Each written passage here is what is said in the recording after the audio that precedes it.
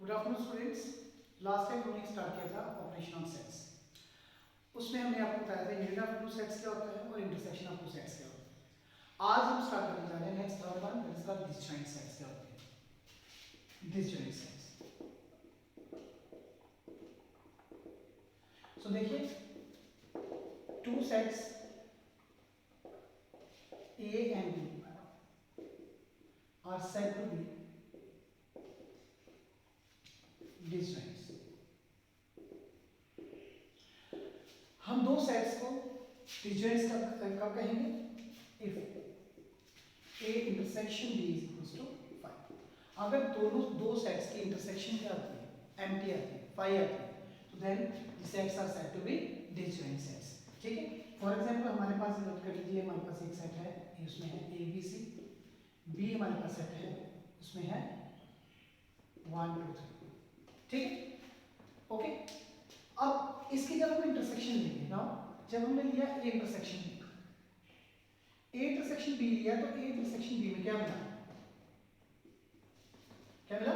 5। हमें क्या मिला? 5। क्योंकि दोनों में कोई भी कॉमन एलिमेंट नहीं है, दोनों में कोई भी कॉमन एलिमेंट नहीं है, तो इसलिए हम इसे क्या कहेंगे? इन दोनों सेट्स को क्या सेट्स कहेंगे? Disjoint sets. So disjoint sets क्या होते हैं? Two sets are said to be, two sets A and B are said to be disjoint sets if A intersection B equal to 5। अब हम आपको इसकी वेन डायग्राम दिखाते हैं। देखिए वेन डायग्राम क्या है इसकी, कल बताया था मैंने वेन डायग्राम के लिए।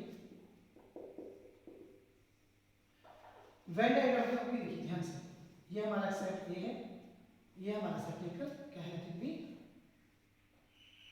बी। ठीक है, तो हमारा सेट जो वेन डायग्राम होगा इसका, देखिए Venn diagram A intersection B क्या है?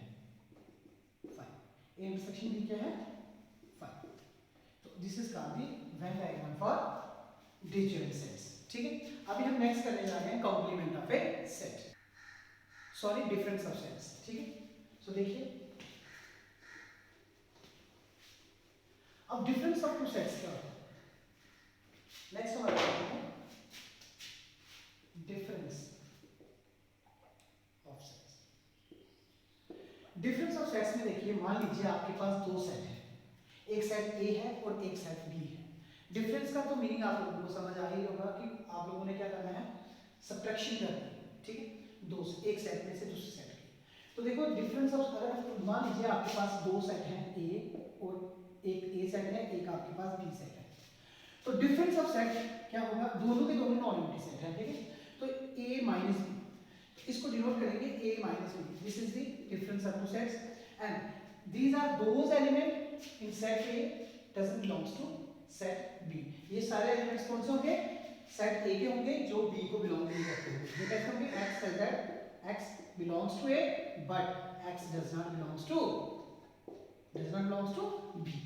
तो that is called difference of two sets। तो इसके ऊपर हम एग्जांपल भी ले सकते हैं, जैसे फॉर एग्जांपल तो क्या है? अगर हमारे पास दो सेट हैं, पहला भी नॉन एम्प्टी सेट है, दूसरा भी नॉन एम्प्टी सेट है, तो डिफरेंस ऑफ सेट्स, जैसे A डिफरेंस B को लिखेंगे कैसे? ऐसे। तो इसका मीनिंग क्या होगा? Set of all elements in set A does not belongs to set B। ठीक है, तो that is called difference of two sets A and B। अब देखो इसके ऊपर एग्जांपल ऐड करना, हमारे पास एक यहाँ पे है 1 2 3 4 एंड 5, और B हमारे पास सेट है 2 4 एंड 6 नेगेटिव। ठीक है, तो यहाँ पर देखिए जब आप लिखोगे A माइनस बी करोगे, डिफरेंस करोगे, तो डिफरेंस में क्या आएगा? जो एलिमेंट यहाँ पर है उनको मार्क करेंगे।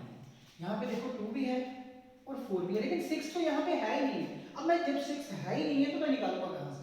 उसको माइनस नहीं कर पाऊंगा, तो इसलिए मैं इन नंबर्स को क्या कर दूंगा? निकाल दूंगा। तो और a को क्या, a माइनस बी को क्या लिखूंगा? Set of all the element in set a doesn't belongs to set b।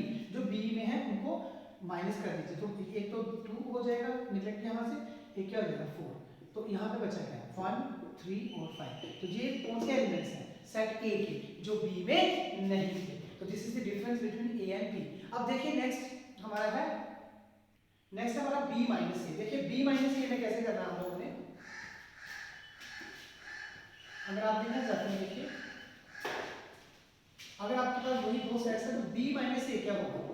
Set of all elements in set B doesn't belongs to set A, तो लिखेंगे x such that x belongs to किसमें होगा B, but x does not belongs to A, ठीक है। तो ये क्या हो गया, set of all elements in set B doesn't belongs to A। इसमें भी आप एग्जांपल ले सकते हो, जैसे फॉर एग्जांपल वही ले लीजिए, अगर आपने लेनी है आपकी चॉइस है, जहाँ कोई और भी ले सकते हो। लेट कर लो A हमारे पास B सेट है, लेट भी A है हमारे पास A E I O और U, ठीक है। और हमारे पास B है A B C D और E, लेट इट बी, ठीक। हमने क्या करना है, हमें B माइनस A चाहिए। क्या चाहिए हमें, B माइनस A चाहिए। तो B minus A set of all elements in set B doesn't belong to set A, तो क्या होगा, व्हाट इज B, B में से हमने क्या करना है, A को निकाल देना है। तो B हमारे पास क्या है, A B C D और E, और यहाँ पे क्या है A E I O और U।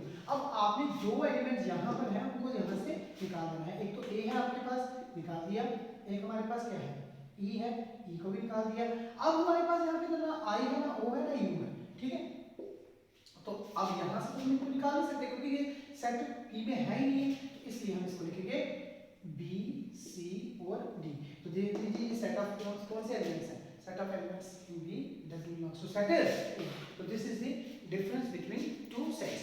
नेक्स्ट हम करेंगे complement of a set. Next करेंगे, sorry, before we are going to start complement of a set, first of all let us see the Venn diagrams of difference of two sets, ठीक है। तो देखिए इसमें Venn diagrams क्या होंगी, check कर लीजिए। पहले A माइनस B का था, इसका Venn diagram देखिए। अगर हमारे पास ये सेट A है और ये हमारे पास सेट B है, तो हमने A में से B को निकालना है, तो ये क्या होगा, it should be A minus B, ठीक है। और अगर आ जाएगा B माइनस A, तो B माइनस A का क्या होगा, जैसे हमारे पास ये एक सेट A है और ये हमारे पास सेट क्या है B, तो ये वाला हमने B में से A को निकाला है, तो ये वाला क्वेश्चन क्या होगा, that should be equal to B minus A। तो this is the Venn diagram of set A, sorry difference of sets, ठीक है। अब हम नेक्स्ट करने जा रहे हैं complement of a set. Next हमारा कॉम्प्लीमेंट ऑफ ए सेट, ठीक है। तो देखिए कॉम्प्लीमेंट ऑफ ए सेट,